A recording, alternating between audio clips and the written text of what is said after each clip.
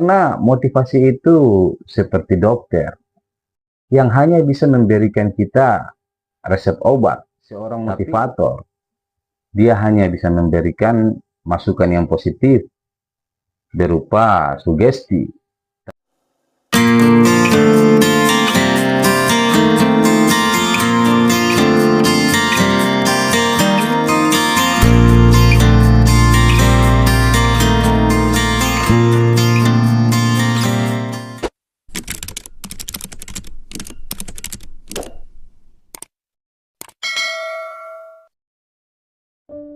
Banyak orang sering berkata, bahkan sering disampaikan oleh motivator di setiap acara saat ditanya bagaimana agar kita bisa sukses.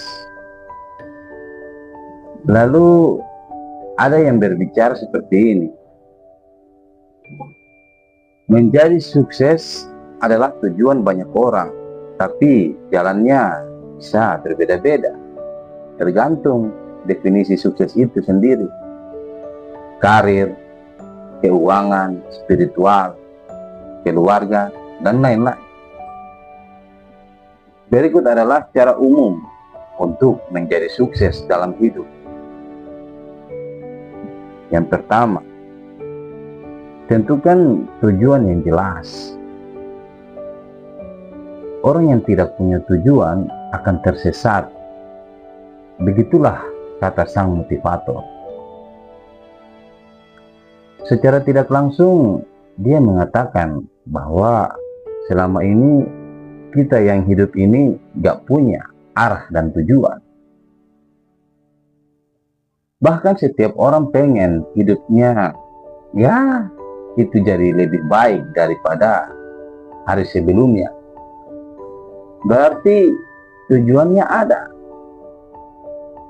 Selanjutnya dia katakan, tulislah tujuan hidupmu, entah itu jangka panjang ataupun jangka pendek. Jangankan menulis tujuan hidup, untuk makan saja kita berpikir keras.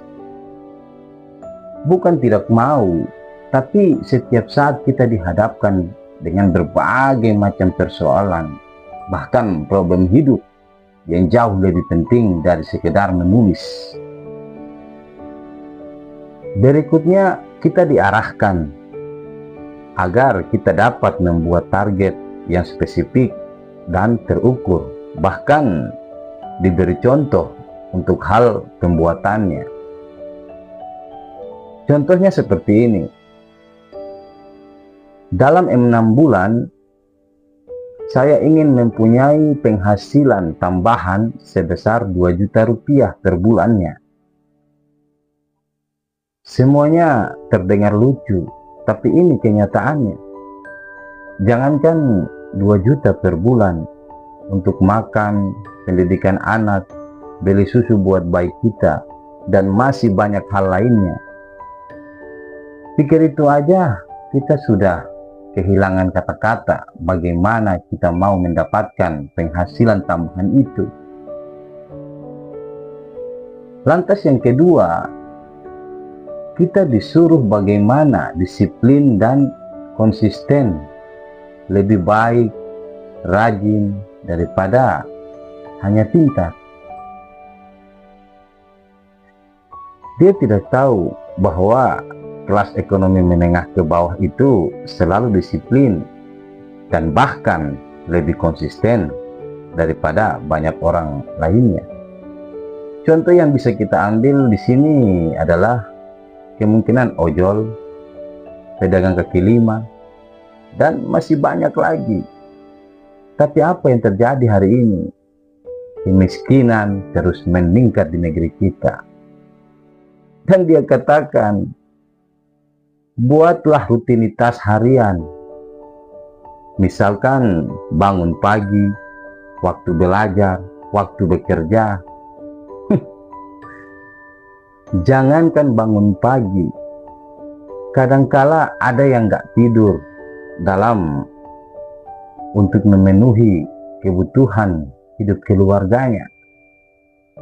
Lebih mirisnya lagi, dia katakan jangan bergantung pada motivasi saja. Latihan kebiasaan positif.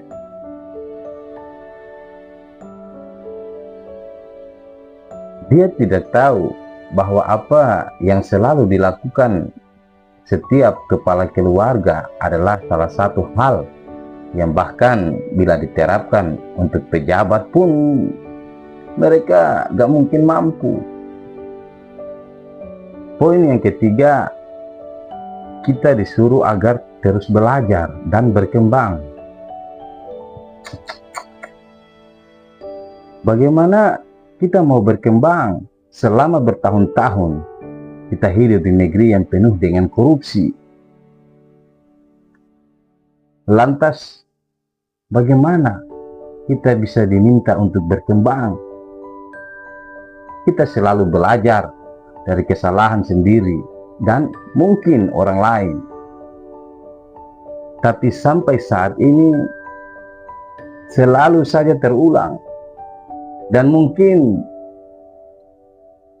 sudah menjadi tradisi kita dalam memilih wakil kita ataupun pemimpin kita. Setiap orang selalu memiliki skill dan impian, tapi bagaimana itu bisa terwujudkan dengan kondisi saat ini? Kemiskinan di mana-mana, begitu juga pengangguran. Bagaimana kita bisa menggapai impian kita? Yang keempat, dia bilang kita harus berani keluar dari zona nyaman. Wow, sangat istimewa. Jangankan keluar daripada zona nyaman, yang berada di dalam zona nyaman aja kita merasa tak berdaya, bahkan masih sulit untuk memenuhi kebutuhan kita. Dari sekian banyak hal yang disampaikan, aku hanya ingin mengatakan setiap motivasi itu bagus dalam membakar semangat kita agar mau terus berusaha. Tapi yang terpenting adalah lakukan apa yang kalian anggap itu benar untuk kalian. Karena motivasi itu seperti dokter yang hanya bisa memberikan kita resep obat, tapi gak bisa menjamin kalau dengan obat tersebut kita bisa disembuhkan. Begitu juga seorang motivator, dia hanya bisa memberikan masukan yang positif berupa sugesti, tapi belum tentu bisa merubah keadaan Anda. Yang terpenting adalah bagaimana Anda berusaha untuk mencapai tujuan dan impian yang Anda harapkan. Terima kasih, semoga bermanfaat bagi kalian. Sampai berjumpa di Cerita Tanpa Batas. Salam.